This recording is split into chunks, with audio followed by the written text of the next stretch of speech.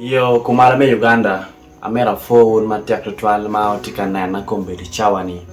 an kinya luongane Profesa Wokoz unyo Wokoz pro kinya ma kinyu kere unyo ma di popular kere twal ana temo jaima pod ame marketeer ame event marketeer also. Generally I'm a marketeer. I can sell event other thing all Jaken indua pa we are bungwen miyo piare we are chain ma tichincha bed wabedo ki is Acholi music tour ma after concert ma Kiddy face otimo Igulu city utamani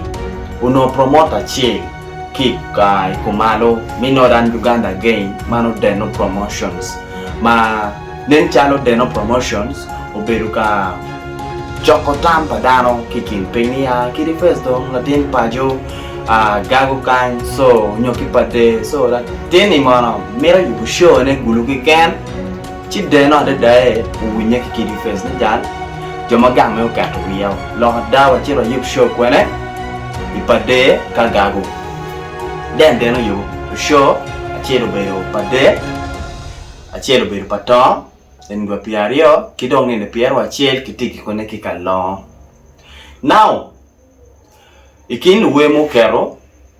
ukero and myself because me also I do music because you know pentelo kanika if I'm a marketeer talent man matikere near party I do music at the same time and marketing even I do it very well. Secondly wakwanyo Eddy mano always and basing kala kidong luwe matino machicho ipade kagago so waberka warjua chake chia big minindwa pa ya bungwen lawo wabedo kama kilwoni pata and then tin ma lohoni watie kaloni ndu piari wache now show me pade utum mi pata utum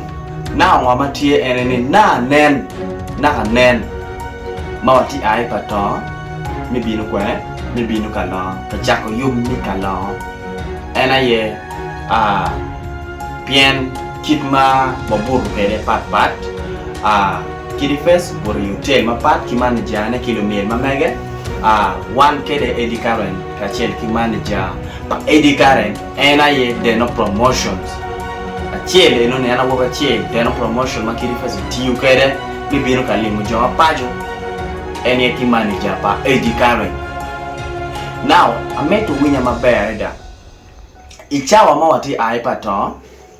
Eddy notika mo matika matuko kilo reme matipato fans mamege mukane mado watika ale kudeko really Kiddy face wachi Deno chegamla weni dongo wamerwa Eddy kwene michiro kala mutaka Kiddy festie mutaka wish mako wache ting dano choka bungwen tuapa kawaje mutaka pong mabe so mado wati mutaka kichel bot Eddy ngoma Eddy no gamo kimani jane ni jan anba abi bino wunu kwang yo abi bino furate ka chilling with my buddies mano ngoma Eddy no wali now madong wanwa kala mabe Deno ubino baro kun wachi Wokoz pati kan yankit Eddy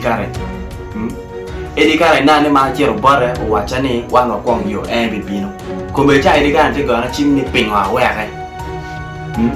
chocho ampari am someone ma I follow YouTube and I'm always 24 hours not online and then YouTube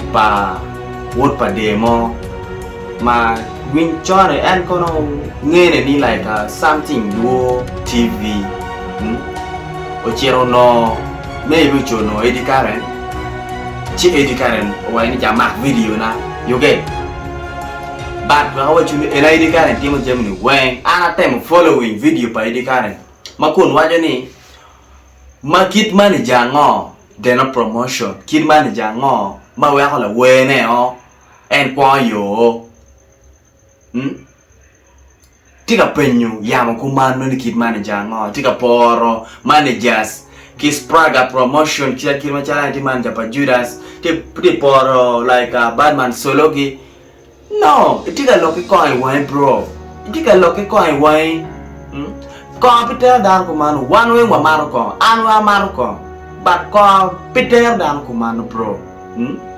manager ubiro boro e jalo chiro it's now time to hate to kalawa kwa chutiak show wow chalo Acholi is tour kwa chutiak show wow kidi first ya kwa working on kimutoka ini kome ye wajo in Eddy current ina ye wajo ningo infidelity chilling ki fancy you get ye de chilling ki fancy manga mapato pingo da wa manager premier ko acting ko pingo manager were kun manager binu wa bori ingeo di type mane mano kai me nghe khi mình thích có mấy vị nè rồi nghe khi mình thích có mấy vị nè có cái map to 100% mà đọc goyo ilo lo mai cái ô cha mo mà nó có đúc bia cái vị thì cháu realize ni ha cái wa ha đã wa lem mo cái qua của mà nó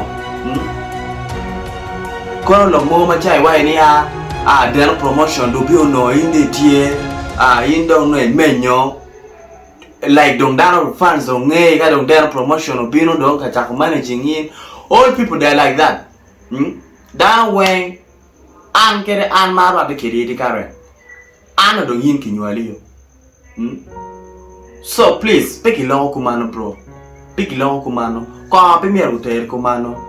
ka ko pie ka de cha realizing ni ngo ji we will we kum lo ke wa ki manager ni we will lo gi mai ka de cha wa ni ya pe ngo wa ha pick team kumano bro pick team kumano so please next time nye kimiti kikong and we are all celebs okay pade agago kiku show pa Kiddy face motime ya Acholi in tuwa mamege fotika mede nira matin patiki kukika lao and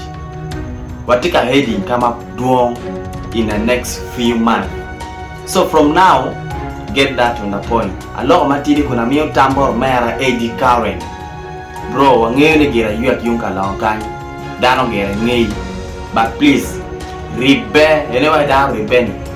Dao ribe kaya nyi chao bino. Kaya di kalawang kung manager ni manager uweke. Kung manager bino wabori.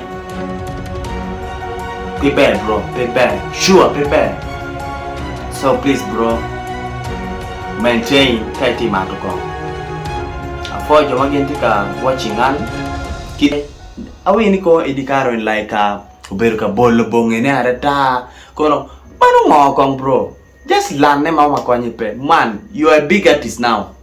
kita kinge kere ya Gago district you are a big artist gang wakanya one year wapeka basing kwene gang one gang mati wall ya Gago district wapeka basing kan ever tigulu. But in a tingo, someone maybe the top from this side. But we are basing in good. But one way to tell a gago. It's in young way, bro. So next time, please, a lega. Nge kimi matukoni, daka nge kama ubituali ye. Ana foye mate.